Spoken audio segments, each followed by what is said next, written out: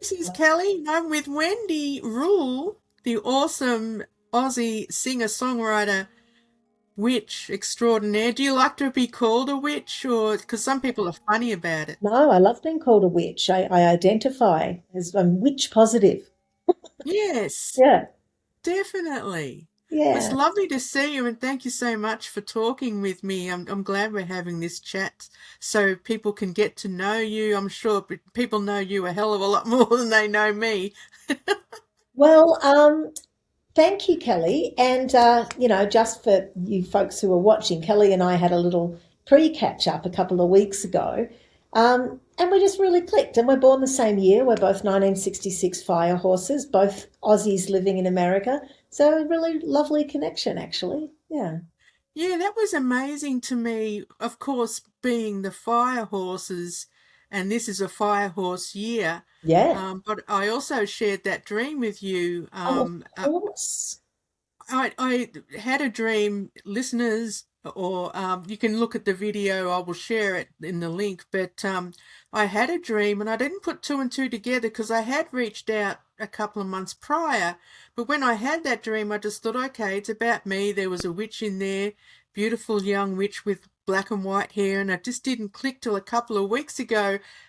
And I shared that video with you, and it's just bizarre because in the dream there was a point where we faced each other when we did what's called a warrior's handshake or whatever. Kind We of we like on the carved wrist or something like yeah, that it kind was of thing. like that.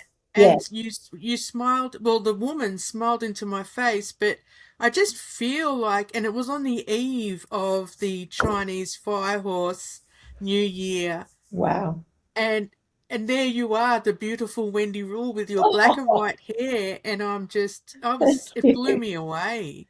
I like the bit in that in the dream when because I watched the video that you sent me the link, Oh, which was great, and I like that that the person who you identified as me, that the person started out as this old crone and then actually, as a transformed. chicken.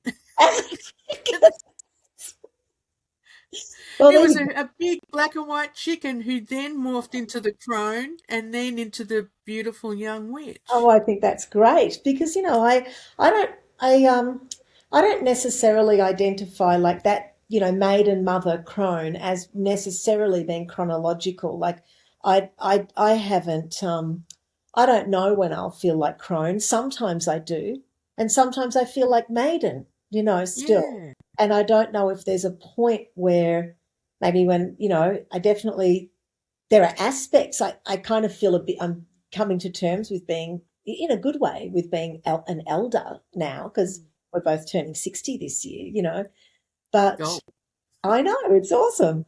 But I've kind of felt connected to that crone energy from a very young age, and I think that sure there's that linear thing, and some people say for women crone is postmenopausal, but I definitely didn't feel that, 10 years ago or whatever, and I'm not sure I feel it now either. I don't know. I think they're always mixed in together, and you might I have. think that's really interesting because I tend to be an extremist, and it's like now I'm in this phase, now I'm in that phase. But I love that idea because we are. It's not always linear, and we are um, malleable to what's going on at the time, who we're around. And sometimes you do feel like a crone, and it's not just, oh, I'm old and bent over, but just, I'm feeling I'm saging or whatever. Yeah, And then, like you said, you've got that spring in your step, or you're yeah. feeling like a maiden or the mother. I love that idea because I was like, well, I've been locked in, I passed the gate, I can no longer go back. But Yeah. you're right, it should be fluid. Yeah, Yeah. and I always think that there's a bit of a crossover anyway between crone and maiden, because if we think crone is that last crescent of the moon down to the dark moon, and then a hair's breadth away, the moon is then waxing, and out comes the fresh new maiden. So it's kind of the curves like that, and I think that it's sort of like grandmother, granddaughter, or beyond gender. It's all genders, but we'll use those terms for the minute. But that there's there's an understanding because they're down there in this very close to the dark moon or new moon, whatever you want to call it. I say Yeah. dark moon at that time. They're close to that point that is this, there's a freedom in that the full moon doesn't have, which is the mother energy, the nurturer that is socially responsible and shining her beautiful, generous light on everyone, while the maiden and the crone are off on the edges, like kind of well, they're liminal. They're both liminal. Yeah. Right. That's Anyway, there's my fascinating. thoughts. There's my two bits. No, I love that. That really makes sense to me. And that's something that I've had to learn, not just as a witch, but as a woman. We shouldn't put ourselves in boxes. We are, fluid. Yeah. So yeah, that's lovely. I'm glad you mentioned that. Now I can stop being so rigid. I mean, it's funny because I'm a Virgo, even though we're born in the same year. You're a Scorpio, Yeah. and you were born on Halloween. Yes, Northern Hemisphere Halloween, exactly. I was born on October 31st, 1966, which I really love. I And love it too for you. I just think it's thank you. wonderful. Thank you. And so, of course, now I live in the States. It is Halloween. Mm, Well, it is Samhain for us witches, and yes. the sacred, uh, the, I guess, deeper layer that lies underneath Halloween, which is the ancient festival of honoring the cycles of death as well as Mm. life. So, yeah, but it fits really well for me to, it makes sense for me to have my birthday in the autumn time rather than the spring, even though, because for me in Australia, I was born at Beltane. October 31st is Of Beltane. course. Yeah. So, but of course, that wasn't, I just, on my podcast, I did an episode 3, which is like two episodes ago. My podcast is called Darkness and Light. Which is And, wonderful. Just wanted to tell the viewers out there you have to listen to oh, it. I'll thank be you. including a link. Just Oh, thank you. beautiful. But yeah, I talk a bit about that. It's weird just establishing ourselves as witches in Australia back in the 90s or whatever. There wasn't too much literature around Southern Hemisphere workings. Everything, it would be like, Mm. oh, Yule is December 21st, Samhain is October 31st. And it's like, well, yeah, for half the earth it is, but for the Yeah. other half of the earth, it's actually the opposite. And so I'm fascinated by that. And I think, both of us being bi-hemispherical now, Mm. yeah, there's a particular insight of, yeah, I mean, my very first album, I had a song called Continental Isolation on it, which is Oh, oh, I'm glad you brought that up really because what? I discovered you in the esoteric bookshop. Is it Hawthorne or Glenferrie, wherever that is Hawthorne, in yep, Melbourne? yep, I was in the bookshop, I heard that song playing, and I yeah. had to know, who is this? And when they said she was an Aussie, I was like, wow, and your album was set up, they were promoting you. Was that from Zero, or what album? From zero, yeah. Yeah. And I bought it straight away just Oh, based on bless that your song dear alone. heart. Thank you. Yeah, but it's I ended awesome. up working in that bookshop. I got I did 2 days a week working there. Yeah, because that's what that bookshop, and just for listeners, it was real Diagon Alley kind of vibe, wasn't it? Like you'd go Mm. down what looked like just a sort of 60s mini tiny arcade between the main street and the parking lot with a few other just normal stores. And then there was this witch store that always smelt amazing and, had a very kind of funny old guy working there who was great and, I remember beautiful him. witch Yeah. woman. Yeah. And, it was gorgeous and it became a haven for Melbourne's esoteric community back then. But yeah, I ended up, because I had my son, around that time. And so I was just taking on extra work to be able to work in anything that would allow me to keep doing my music. So I had various odd jobs, and that was one I kept for 2 days a week for years.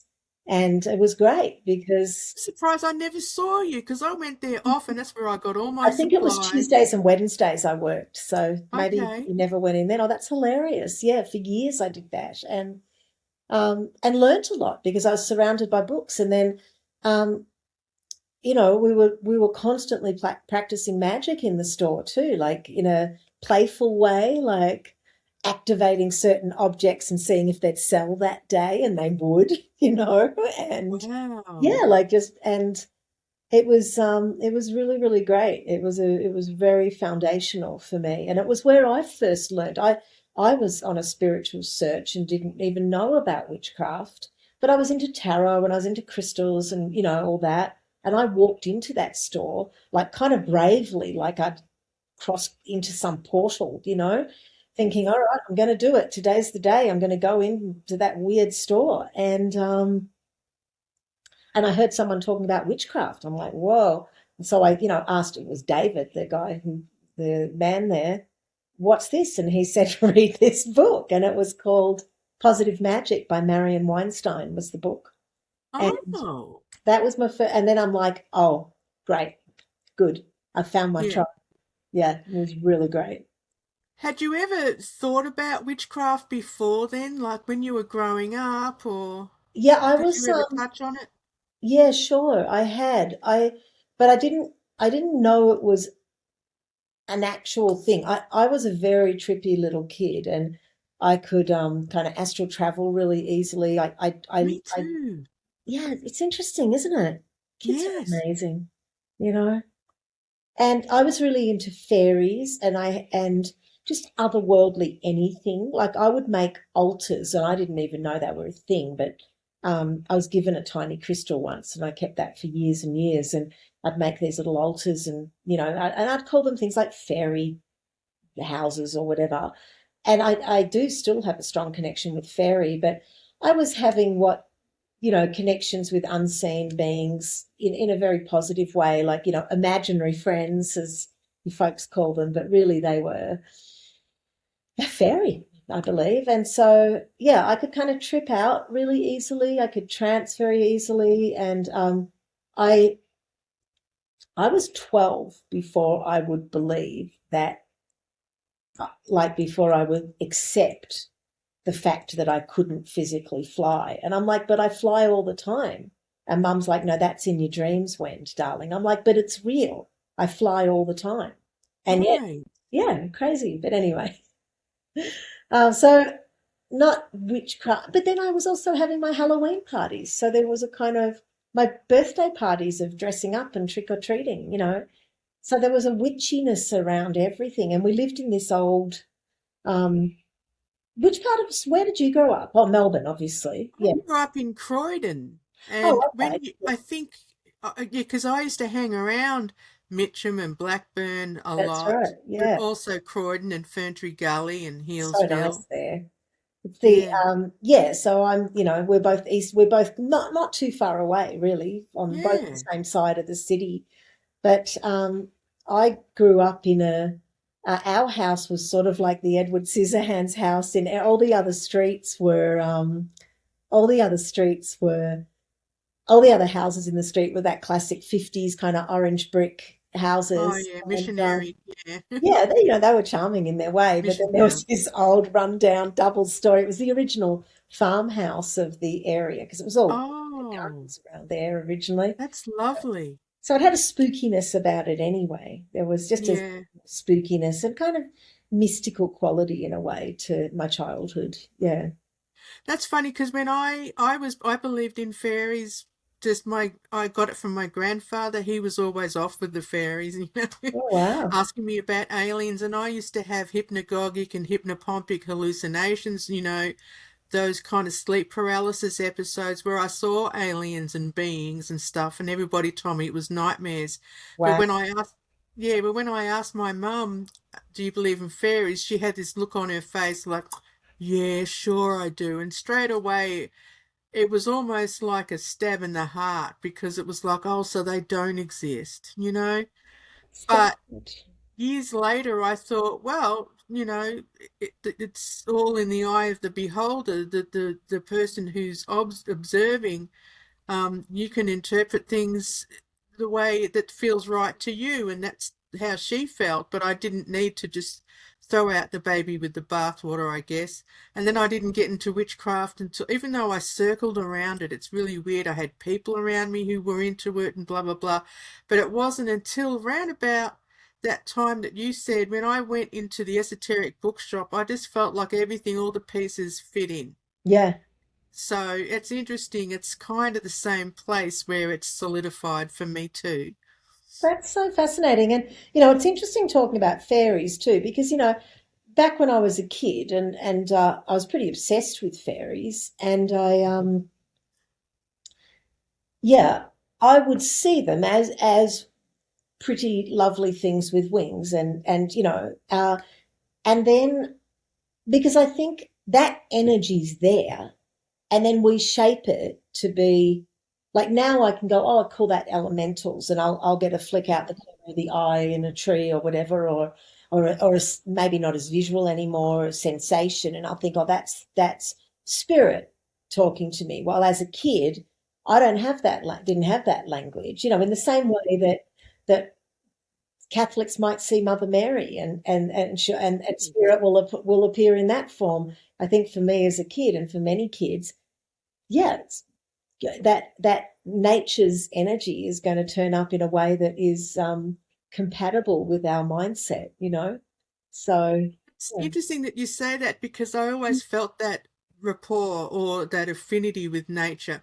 And when I was out in nature, I felt that mystical side of me, but I could never put my finger on it. So Yeah, maybe that was elemental. I'm not sure. yeah, for sure. Yeah.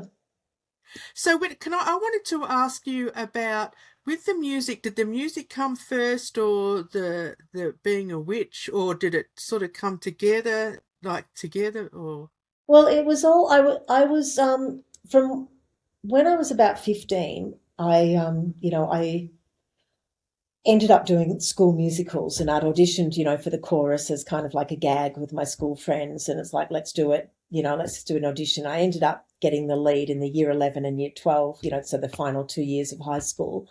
Um, and the year 12 one, I was Dorothy in The Wizard of Oz. Anyway, and so I thought that I wanted to, I always sang, I would sing myself into trance all the time. wow. Yeah, privately though, it was a private thing. Like Yeah. I would be sitting in the grass in our long big backyard and I would just be singing like what I do now as a career, be singing Wow. and trancing myself out. And so I loved singing, but it wasn't connected with performing until I was 15 or so. So then I loved it and then I became extremely dedicated and I actually got a job in order just to at that age in an after school job just in order to pay for singing lessons. And I did singing lessons like I was extremely dedicated for just like, my weekly singing lessons, but I was very, very dedicated. And then so then I finished high school and I went on to study literature at uni. But that whole time I was actually I was a jazz singer, and that was what was kind of helping me get through college, through uni. And so I'd be doing weekend gigs with, I teamed up with a number of people. I was very naive. Like I was, um, yeah, I just wanted to sing. I just wanted to sing and I wanted to sing in front of an audience, but I was extremely shy. You'd hardly believe it now. I mean, I was a little rat bag, of course, as a teenager, but but in terms of in front of an audience, like I would do these shows and I would be too shy. I was fine with singing. I could close my eyes and trance out and sing beautifully and all that, but talking to the audience, no way. So the other band members would awkwardly go, this song is called Night and Day. Like I'm just standing there, and and then years and years of that, you just get better at it and loosen up. And so I did that for years. So that was kind of going on the whole time. And then, but I knew that that wasn't what I was wanting to do, but I didn't know what I wanted to do. And I was writing poetry, because literature and reading were my big thing. I was writing poetry, but I wasn't connecting the two, And then I had my son when I was 25, and suddenly there was just this epiphany and all this. I just felt like an overwhelming surge of creativity. And I began writing that first album. And so, there's a song on it called Child the First and it was about Ruben being a baby. And that was the first song that I actually really wrote. And then they just came pouring out. And then that became, and it coincided with me discovering witchcraft. So that first album, it's actually uncanny. And this isn't a setup. I just had this here a minute ago because I was researching tarot for my Patreon Magic Monday, and I found this that must have come out, I don't know, 10 years ago. Look, I've still got completely black hair. Yeah. And it says Tarot Makes Music. And it was an Australian publication. And it was an interview I did. It just happened to be, this is, sitting here on my desk because I was researching stuff this morning, so uncanny. But my first album, I set myself the task of writing one song for each of the major arcana cards because I didn't know anything. I didn't play an instrument. I was limping along on guitar. I'd sing a melody and then I'd have an idea of a melody and then I'd have to go home to I'd be walking usually, which is how songs usually start for me. Walking, and then I'd go home and have to work it out, like with a chord chart, like, okay, it's got that note, ding, what is that, and work it out, like, yeah. And so everything just coincided together. So then it was, music and magic just intertwined, like completely. And then that was that. And then, formed my first band and, that was called The Raven. No, The Howl, and then it became The Raven. And then that band split up, but the cellist and I stayed together as besties, and her name's Rachel Samuel.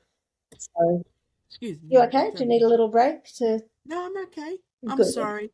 Well, that's fine. So so then that's how the band split up, and we just went on ahead to make that album and continued performing together. Fantastic album. All your stuff is awesome. Oh, thanks. Of course, World Between Worlds. Is that the name of that album? I love that one too. One song that really stands out is was it Three Colors? Oh yeah. Oh my God, that is so special. Thank you. Beautiful storytelling. You do great storytelling, of course, with your incredible voice that can go so high, such a great range, and yet so deep and low. Just wonderful. But that song, really great storytelling and heartbreaking. Just everybody who's listening, you have to listen to everything Wendy has done because thank you. It is just incredible. I usually write, very inspired by mythology, and I usually write about Greek mythology. But that album, I took a little sidestep with that, and it was all really based on Irish myth. And so that song, Three Colours, was based on the story of Deirdre of the Sorrows. And it's a really amazing, it's such a beautiful story. And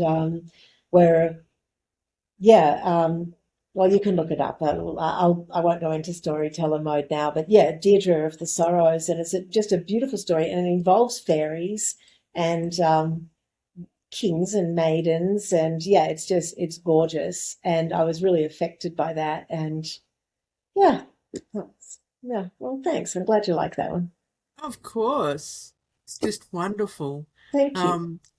So, I was just wondering, have you ever come up with any songs when you've gone into trance? Does trance do that for you too? Very much so. Yeah, absolutely. Especially like it mightn't be lyrics, it might be like sometimes I think that kind of fairy energy, that melodies will come and they'll go just as easily. You can just lose them. They're like some elusive little will-o'-the-wisp or something. So now, if I'm kind of in a trance state, which you can get into a trance state when you're doing mundane chores, ironing, doing the dishes, or especially when I go hiking, when I'm walking or even driving, I'm often just singing, and trancing out. And Wow. yeah, I know. Well, in a safe way, Yeah. But it is a trance-inducing kind of repetitious process. And so now I'll just quickly grab my phone and sing into it, and then I'll let that go. But often then when I'm starting an album, I will go through and listen to those little snippets of melodic ideas, and I really do feel like they came from the fairy world. You know, that spirit talking to me in a way, and I'll listen and think, oh, that melody would go really well. That would be perfect for that particular idea I've been thinking of.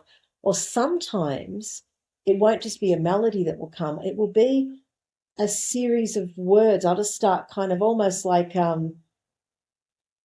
scatting or something, just sort of free form making noise with my mouth, and then it will come into that the melody or the rhythm connects with these words, and I won't necessarily know why it's those particular words, but they'll become the anchor for a song, you know.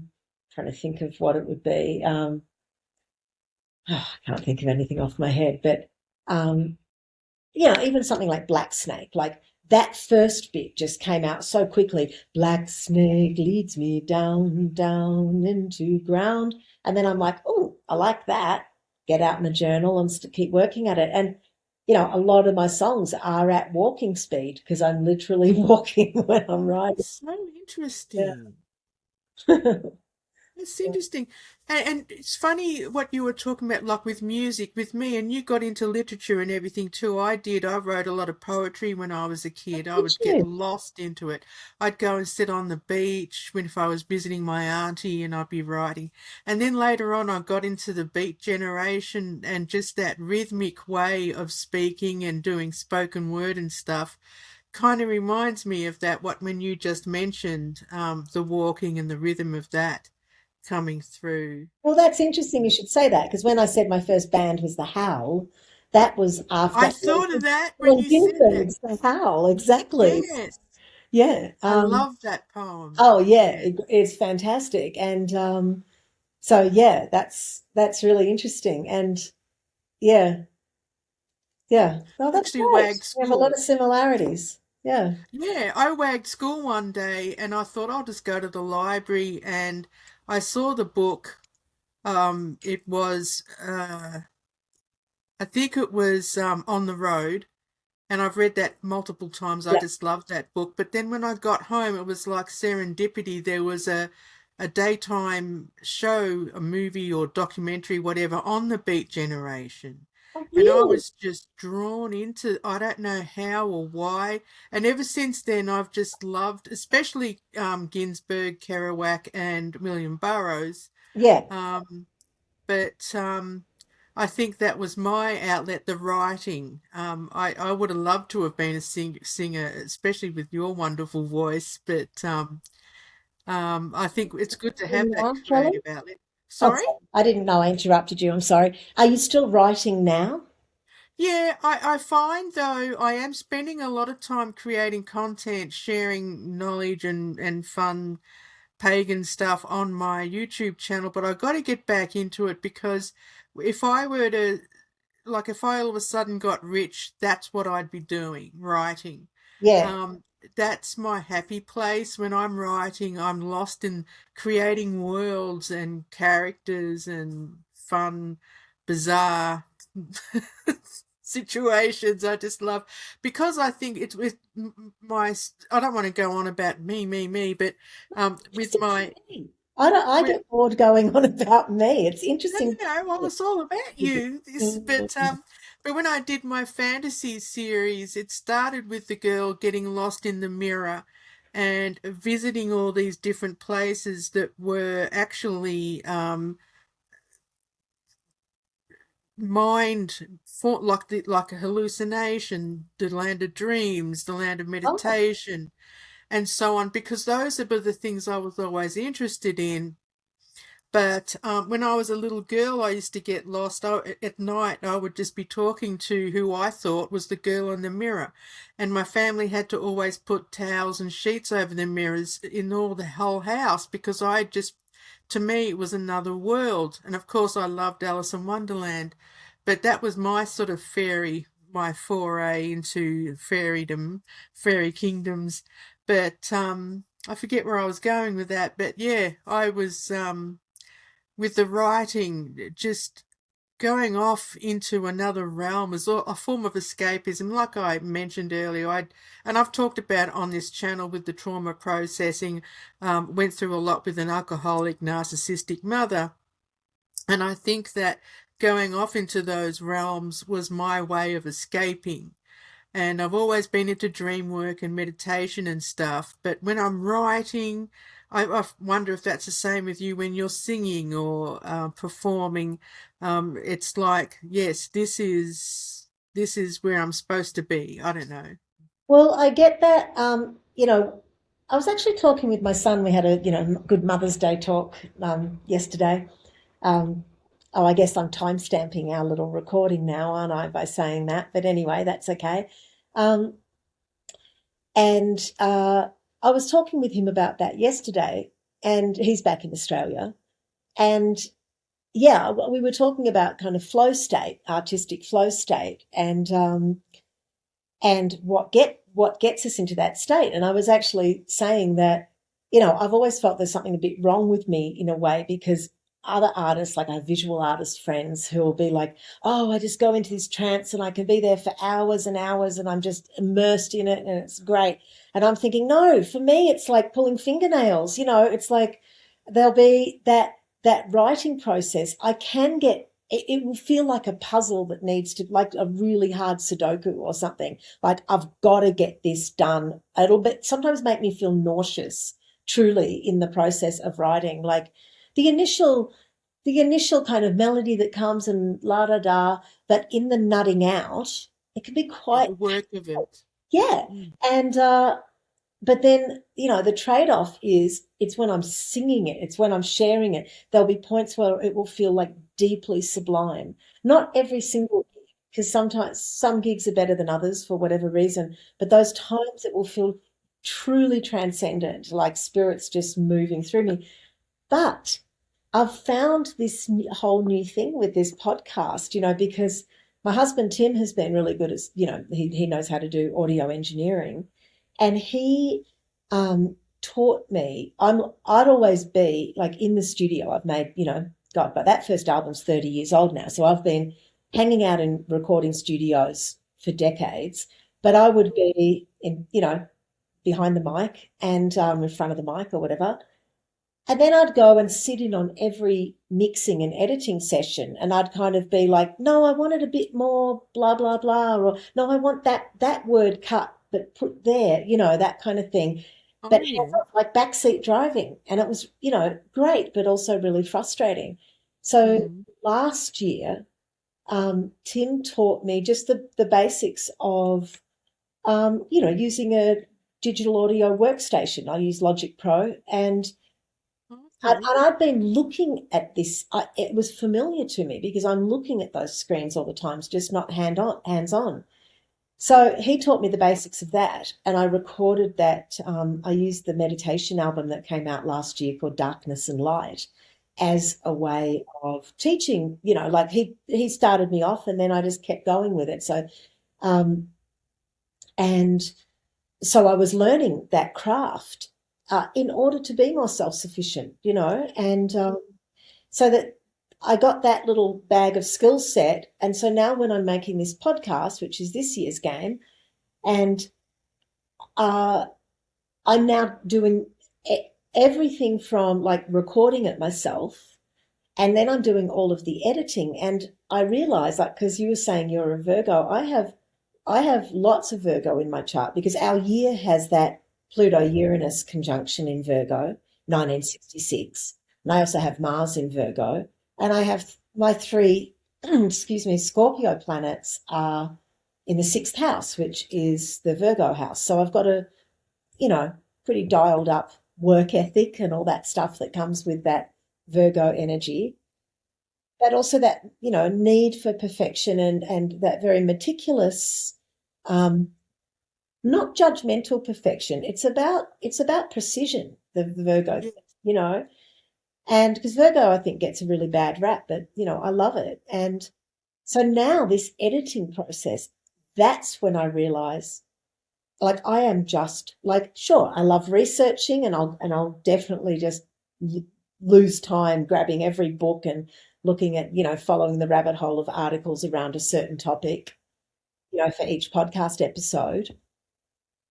Then I go recording it, and that's the part that feels, a little more nerve-wracking, like I'm on. And then I get that, and I'm a different person. I'm the editor, and I Yeah. absolutely love it. I have, like, that truly is when I realize, oh man, I've forgotten to have lunch, or, which isn't a thing for me because I love eating food. Me So, too. yeah, it's like I'm, things, I'm like that. yeah, Yeah. exactly. And I lose time. And so it's this whole, that's, I guess, that maiden energy again too, that I found this new thing that I deeply love, and it is music editing. And I've all, I've always loved the creating albums. I love working in a studio. I really, really do. And I consider an album, the kind of albums that I make, are not aiming to reproduce a live sound. They are, because I often have, full on orchestral arrangements on my albums, and I'm hiring in cellists and violin players and viola players and trumpet players and all these actual human beings coming into the studio to play on the albums. Well, that's not necessarily feasible for a little gig in a club in Melbourne or here in Las Of Vegas, New course. Mexico. So my albums are an art form in themselves, and then my live performance is a different art form, that they speak to each other, but they're not the same, And I've always loved that. And now I'm excited about the next albumy album I make, like not like song album, because I'll be able to actually edit it myself and take in all, because, like when I'm recording an episode for the podcast, um, I might record 2 hours and cut it down to 1 hour. And or when I'm recording album tracks, for, like, say, like my last album, Meadowlark, or any other album, I'll do take after take after take after take. And then we do what's called comping. And, Tim and I will sit together that last album and go, no, I want the verse from that one. I want the first half of the verse from that take, but the second half of the verse from that one. I want the chorus from take 5, but then I want the very tail end, the final word, from take 7. And so I can do all that myself now with the next It's album. like a jigsaw puzzle, isn't it? You got all the pieces, and okay, now I get to put them all together. Exactly. And it's thrilling to me. And Mm. so, I'm getting extremely particular and meticulous with the podcast editing. And, because I want it to be a very ambient, very deep and restful experience. I don't And want, it is. no, It thank is. you. When I listen to them, it's not just your voice, but I love how you have the intermittent music, your music coming into it. Thank you. It's not just a podcast, it's like going into another realm for me. When I listen to the podcast, it's almost like when it's finished, it's like, where am I? Oh, that's right. Yes, it Because should you have really, come with a warning. No driving at yeah. the same time.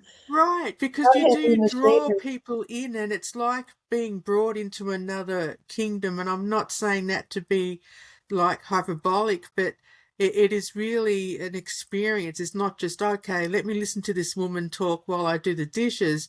It's, okay, I want to sit down, I want to absorb all this because it's a beautiful experience. You're very good at it. Thank you. Yeah, Um, I'm loving it. And again, just it's so exciting to remember at any point in our lives we can start something new. And it had all mm, that stuff. It wasn't just like this a piece of cake. It was really hard. This year has been very challenging because we were, it's just I then passed the final edited version off to Tim, who mixes it and masters it and makes it sound gorgeous and makes sure the levels of the music is. So it's a totally in-house thing. And so he has the final sprinkling of fairy dust over it, and that's why it sounds so lovely. Um, but yeah, it's just that the last few months we've gone through so much stress about, why isn't that working, why does that mic not work, or we've got to try a different one, we bought so many mics this year, and me just being on this big learning curve of, like the very first episode I recorded it once, and thought that that's good, but it's not excellent. So I went back and re-recorded the entire thing, and then I Mm. edited it, and then I screwed one thing up where I selected.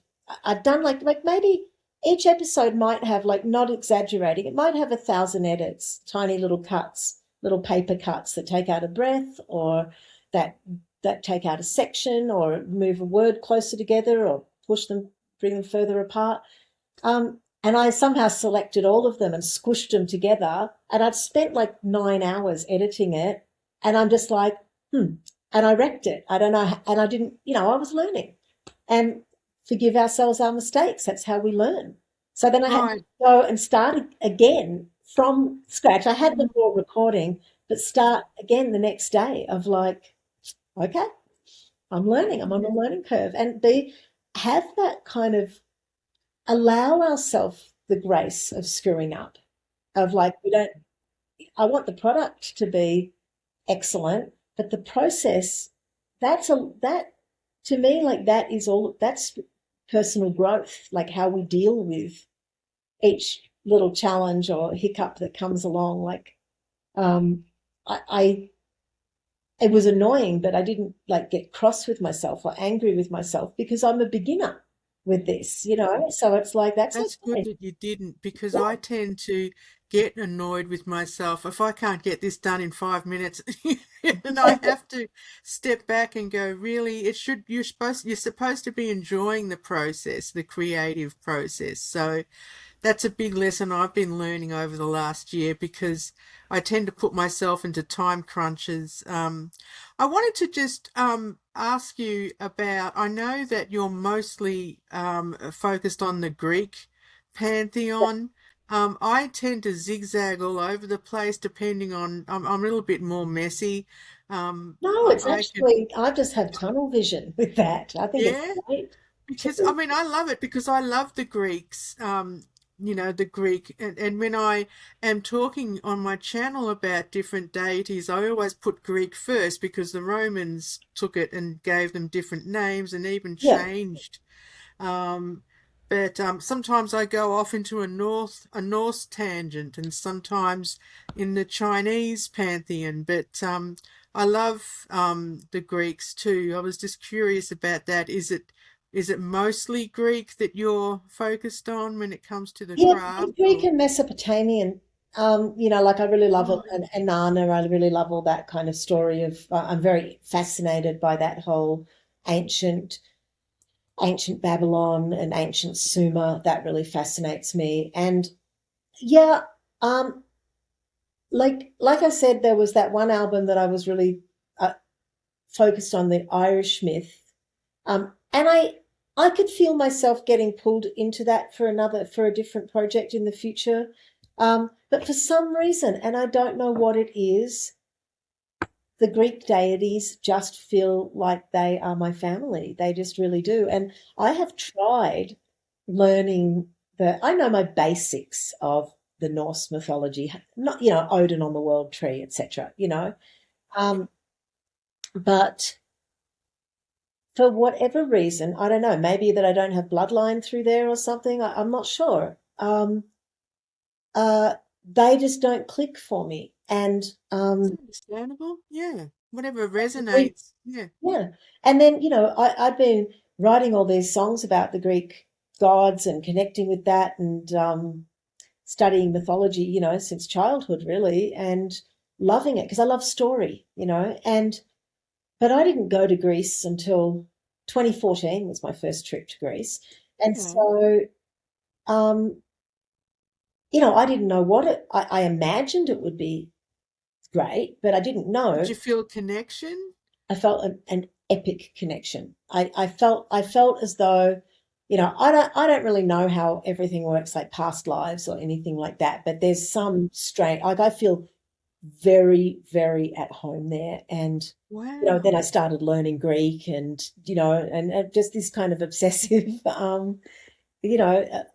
love of that country. And usually when I'm there, I'm traveling by myself, and I'll just take myself off on these expeditions and adventures into some pretty out of the way places, usually following a mythic thread. Um, Yeah. Going to a temple, related to, when I was writing the Persephone album, I went back a number of times and went to all the temples associated with the underworld and Persephone and Demeter and such. Um, I've never really like I've got a couple of friends in Athens, and my Greek teacher lives there, and she's great, but I've never really felt like I have become part of the community. I don't. At one point, I was tempted to move there, but that's I'm here in New Mexico, and Tim's from New Mexico, and this is where we live, and it feels great. I love it here. But I do like holidaying in Greece, and my holidays are always mythic adventures. Like last year, I went to Ithaca for the first time, where Odysseus is from. Yeah, and just did the whole Ithaca thing, and always doing a lot of research as well as drinking ouzo in the afternoon and Oh, eating wonderful. dolmades. It's like all the things. And yeah, I love it. I feel like a really, really deeply strong connection. And, maybe at some point I'll gift myself a few months at a time there. I think the longest I've ever been in Greece in one hit was like a month. Um, Okay, you need to have more than just a week or two. oh, yeah, exactly. But now because I do go back every year, more or less, sometimes even just a couple of weeks will just be like filling up my tank a little, and but I think next year I might go back. There was a year when I went and studied on an island called Ikaria, and uh, there was a language school there, and I'd been teaching myself, but I did a 2-week intensive. Tim came with me, and we just he wasn't studying; he was chilling out, and I was studying, and um, yeah, it was amazing. And I've been back there. I actually went back there again by myself and did just a writing retreat. They weren't doing classes at the time, but on when was that? The end of 2023, the end of 2022, I think.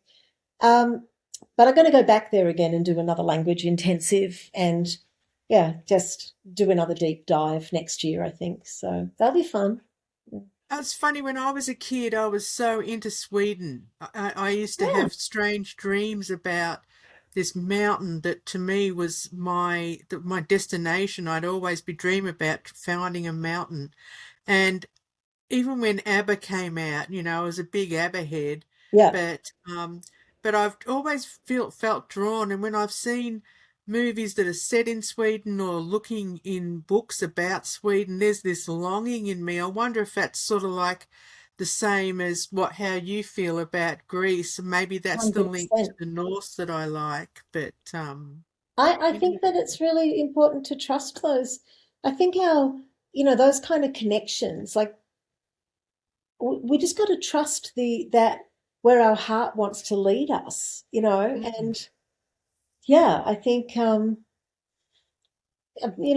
think the very first episode of my podcast, I do a little talk about, I'm going to be talking about Greek mythology, not because it's better than any other mythology. It's not, because there's all that Western world, Oxfordy kind of thing that somehow the classics are, Oh, and yeah, it's like just bullshit because every yeah. mythology of every culture is deeply rich. That's what Mm. mythology is. The Greek mythology isn't better than Indonesian mythology or Mm. Sumerian mythology or anything. They're all just Right. this collection of stories. But I just kind of discovered those early on, as a kid, the Greek myths, and just fell in love with them. And Gravitated to I them, did, yeah. and lo and behold, I do have a really, really strong connection with that land. I love the culture and the general vibe of the people. I love the looks, the look of the landscape and the smell of the forests, and everything just feels like a good fit, in that way. Lovely. Yeah. But then equally, like I have that here in New Mexico. The first time I came to New Mexico, I thought I could live here, and now I do. Yeah.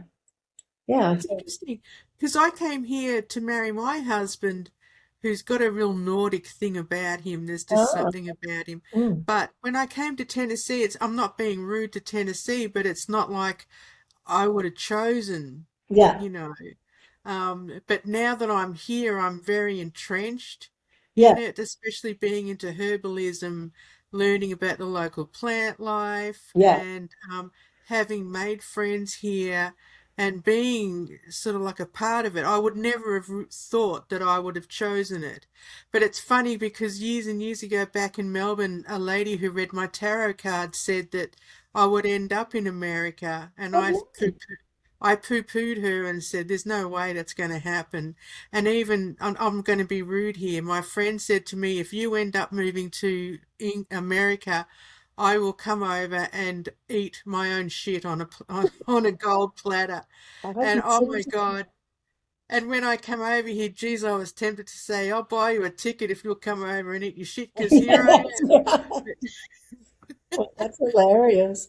But yeah, it's interesting. Well, I've been coming to New Mexico. I came to New Mexico on my first US tour in 2001.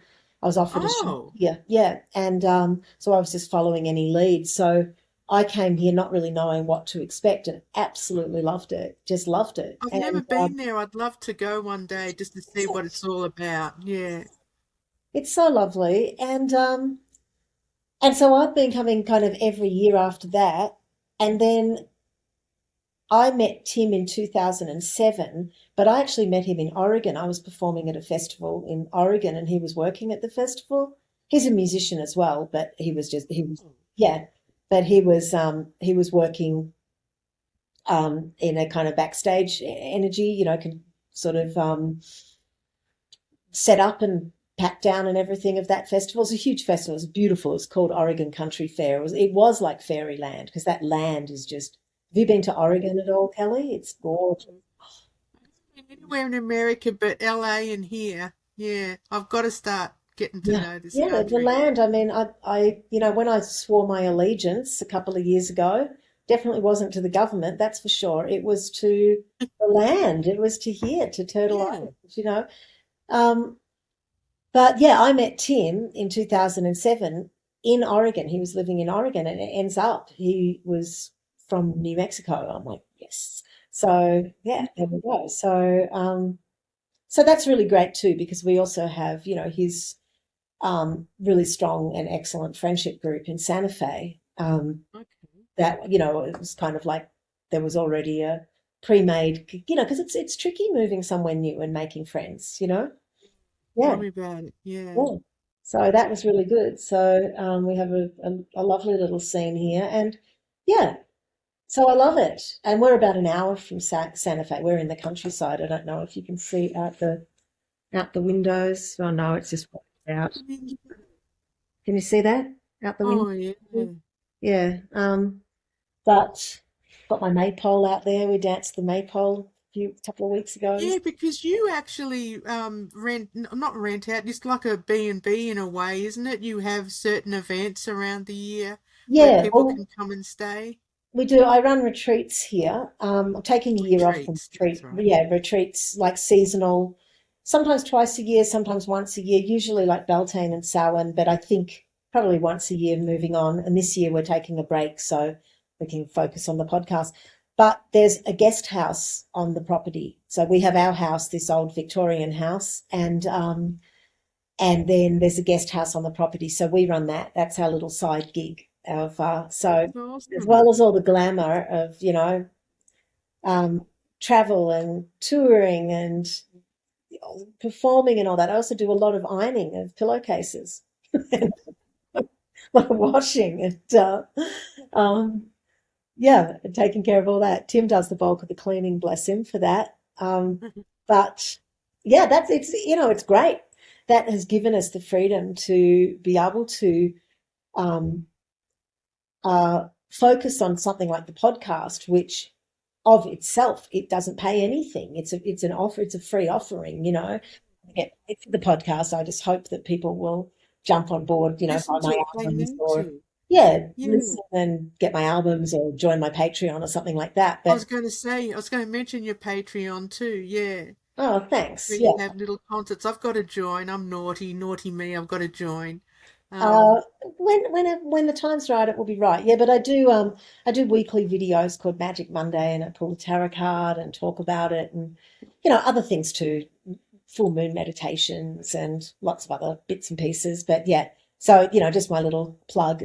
That's patreon.com/Wendy Rule. Yes, I'm going to have all the links Oh, for good. anyone Great. listening. Yes, um, because you're going to be continuing with your podcast, of course. And did you say you're working on a new album? No, I'm just doing the podcast at the moment. It's very, very time Yeah. consuming. It's in a good way because of my perfectionist with the if I didn't want it to be so excellent, it wouldn't matter, but I do want it to be excellent. So there's a lot of research for each episode and then the actual, tech of it. Um, so I'm just going to do that for this year, but I'm actually working on an Oracle deck with my friend. Yeah, your video's frozen. Hopefully in the recording, your video maybe it's just my computer that the video's frozen. I'm not sure. Nothing's frozen this end. Oh, good. This Okay, that's my good. eye. Yes, my friend Vicky Teague Cooper, who I'll just take a little walk with my computer and show you one of her paintings that I've got hanging up. Lovely, And thank you. yeah, and well, first of all, it's very sunny in this room. This is the original painting of my Persephone. Don't know if you can see that. It's a bit blacked out, isn't it? Anyway, Which that's my one is it? The pomegranate. one with the Yeah, crescent moon? no, that's the pomegranate one. And then there's Oh, this painting behind me. See that? Isn't that oh, gorgeous? yes. And that's I one of love her it. originals. It's beautiful. So we are going to be doing an oracle deck together, and so that's great. So we're just she is a proper elder. She's turned 75 this year, and she's utterly Oh, brilliant. Uh, and so she has this massive back catalogue. She's a witch, and so she is my kind of co-priestess at the retreats that we run, okay. and just my very dear friend. It's nice to have a friend at those things. And Right. so yeah, we're kind of collating her lifetime of incredible oil paintings, and we're going to make an oracle deck. So yeah, that's What a my other wonderful job. project. Yeah, it's going to be ace, and really excited about it. So there's that, and then I think over winter here. So I'm touring Australia September for about 6 weeks, the start of September to mid-October, and then I come back here for my Halloween 60th birthday, of course. Um, I Oh, know. And then and then I'll just be sitting tight without touring, I don't think, and that will yeah. And over winter, I think I just want to make another ambient album so that I've got some different music to use for next year's podcast interludes. excellent. Because, with podcasting, the great thing is you can do whatever you want, talk Exactly. about whatever you want, and Exactly. to So have that time to create the music to be inserted into it because the music really adds to it too. It's a thank great you. podcast. Yeah. But yeah, I want a fresh batch of that's fine. I'll use the darkness. Well, it was the Darkness and Light album that led me to go, I want to explore this theme further Theme. and make Yeah. the Darkness and Light podcast. Um, but yeah, another ambient album. That was deeply relaxing for me. That I was talking about flow state earlier in the editing, but making that album where I was at the controls of recording it and wasn't watching the clock, and studios are expensive, wasn't thinking like, oh my God, that's another $100 I've just spent doing those extra takes, when I'm recording it at home. I could take as long as I wanted to do that. And I played every instrument on that album too. So, I played piano and guitar and bass and lots of stuff MIDI, played, the little MIDI keyboards that you can then play any instrument you want. So I'm like, yes, I shall have a French horn on this, and playing it on the piano. But so it was just a hoot.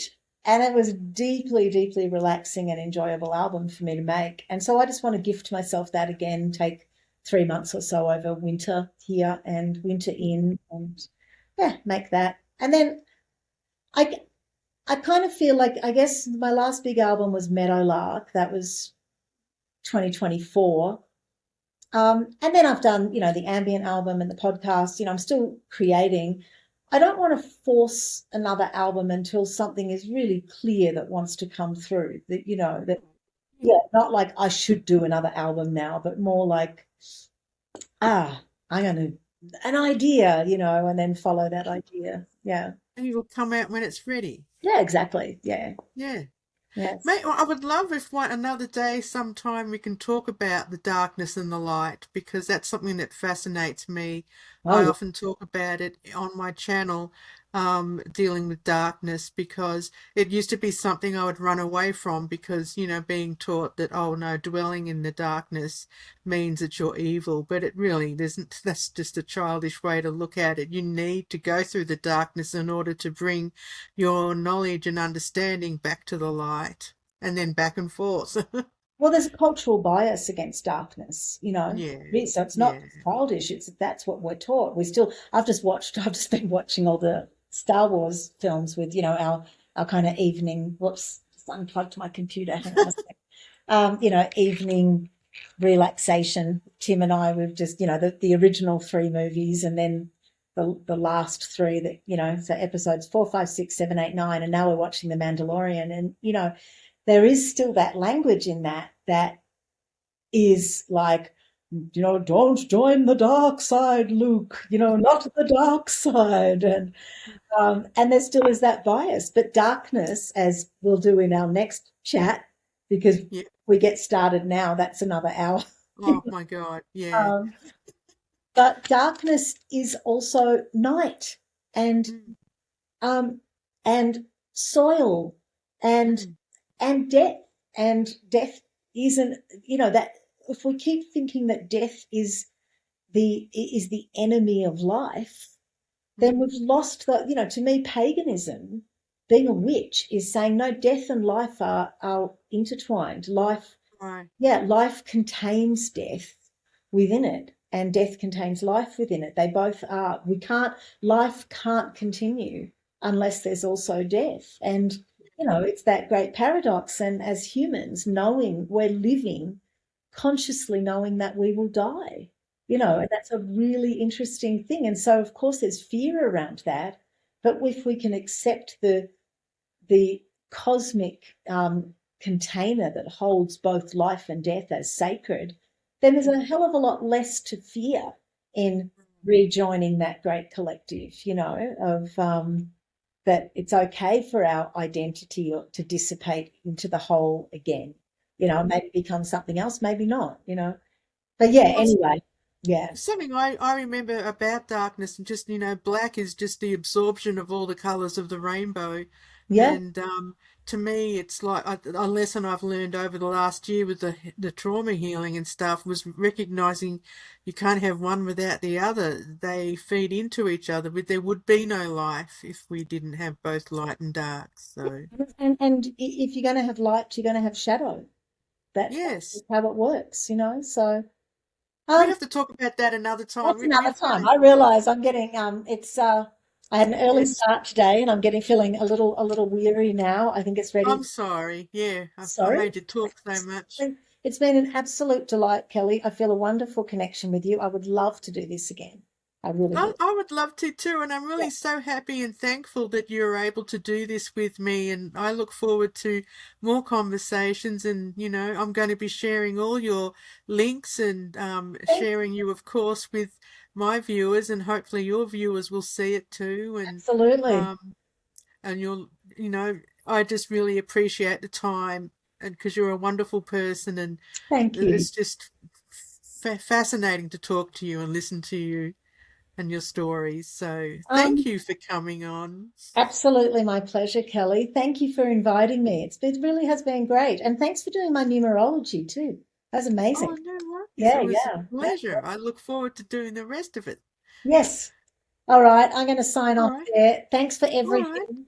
And Thank you. yes, and I'll be in touch. that'd be awesome.